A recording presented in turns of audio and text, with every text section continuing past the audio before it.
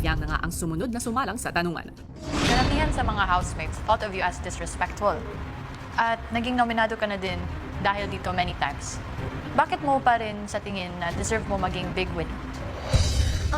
Sa tingin ko, the way na sinasabi ng iba na disrespectful ako is hindi lang kayo sanay na ganun ako magsalita.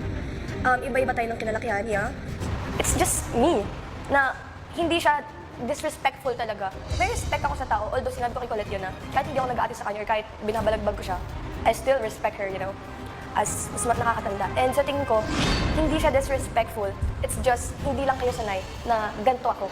And sa tingin ko, dapat pa rin ako maging big winner kasi although hindi siya disrespectful, pero nagawa kong mag-adjust, nagawa kong baguhin the way akong magsalita.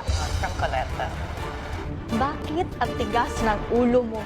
Siguro nung una, first, second, third week, matigas yung ulo ko.